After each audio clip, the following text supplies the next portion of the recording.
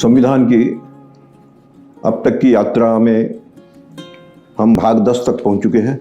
भाग 11 का जब विचार करेंगे तो ध्यान में आता है कि विधायी शक्तियां और विधायी संबंध, इसके बारे में इसमें अनुच्छेद 245 से लेकर 273 तक 263 तक कुल 18 अनुच्छेदों में इसको समाहित किया गया है।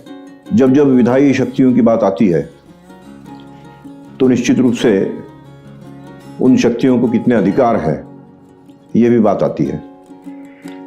और अपनी एक भारतवर्ष की पुरानी परंपरा है कि जो अपने आप को सभी छोटे बड़े इस प्रकार के राजे रजवाड़ों को सुरक्षा दे सके, वह अपनी सम्राट होने की स्वीकृति उनसे प्राप्त करता है। और उसे प्राप्त करने के लिए उसका तरीका ये होता है, अश्वमेध यज्ञ किया जाता है।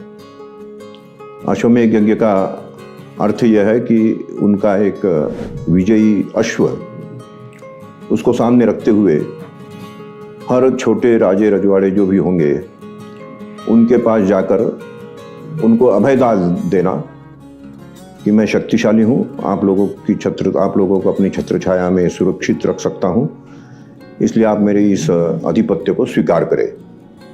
और इस तरह से इस आधिपत्य को स्वीकार करते हुए पूरे भौगोलिक साम्राज्य का वो सम्राट बन जाता है।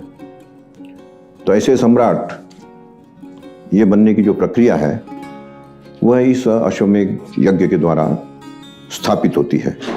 इस विषय पर चिंतन करते हुए निश्चित रूप से नंदलाल बोस ने बहुत गहराई से अध्ययन करके और एक ऐसा चित्र यहाँ अंकित किया है कि अश्वमेध का अश्व अर्थात घोड़ा, उसको दर्शाते हुए वो विजय प्राप्त करते हुए आगे बढ़ रहा है, इस प्रकार का एक प्रतीक चिन्ह इसमें दिया है।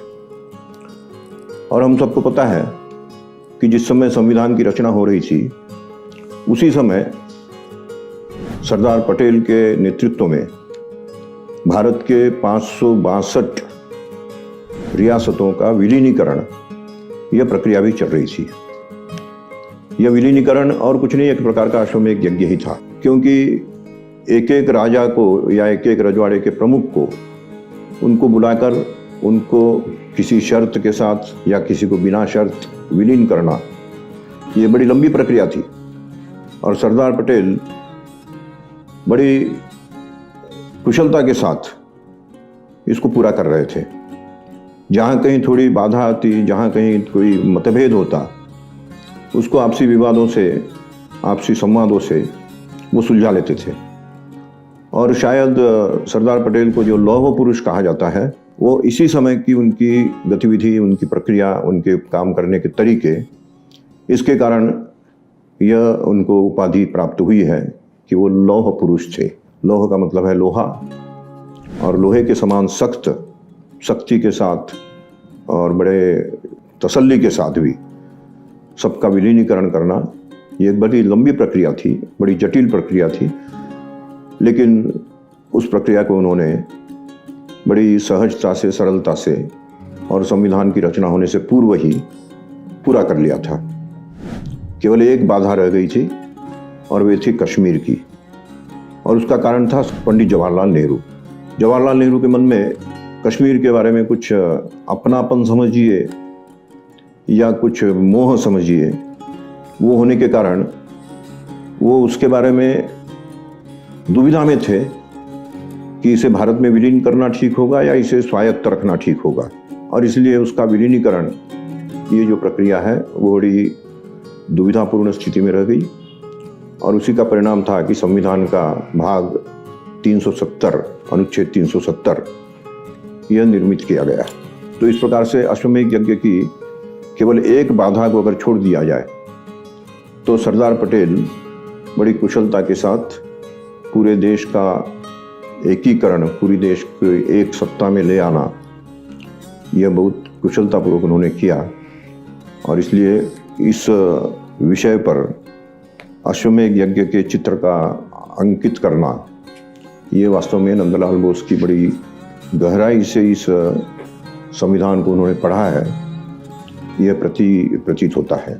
इस संदर्भ में जब धारा 370 की बात आई है तो ये कह देना या ये समझ लेना भी बहुत जरूरी है कि अभी अभी नरेंद्र मोदी जी के नेतृत्व में धारा 370 का एक प्रकार से निष्प्रभावीकरण, यह जो काम हुआ है, यह बहुत ही ऐतिहासिक और साहसिक इस प्रकार का कार्य था। क्योंकि हम सभी जानते हैं कि धारा 370 को अगर छुएंगे भी तो देश में आग लगा दी जाएगी, इसको छुएंगे तो चारों तरफ दंगा फसाद होगा, इस प्रकार की धमकियां देने वाले कई लोग थे।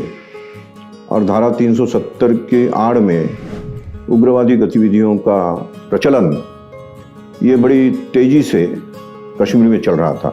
तो वो लोग बड़े आतंकित थे कि धारा 370 अगर हट जाए तो अभी से धमकी देना शुरू करेंगे तो शायद धारा 370 को यह सरकार छेड़ेगी नहीं।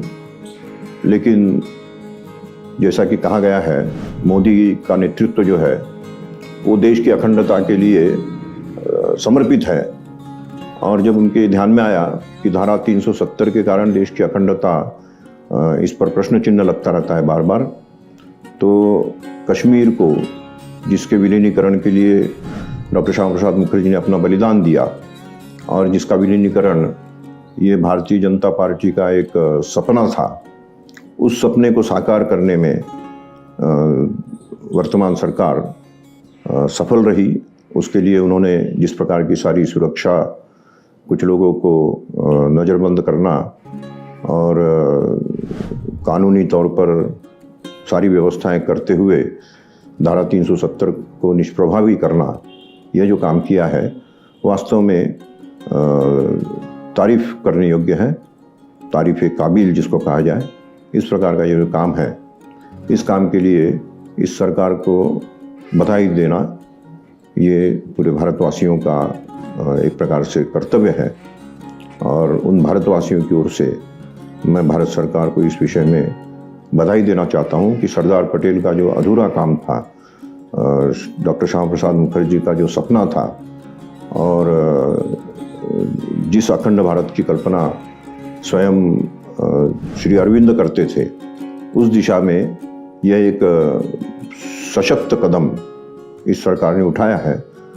और इस प्रकार से अश्वमेध यज्ञ की एक प्रकार की आहुति, इसको धारा 370 का विलीनीकरण इसके माना जा सकता है।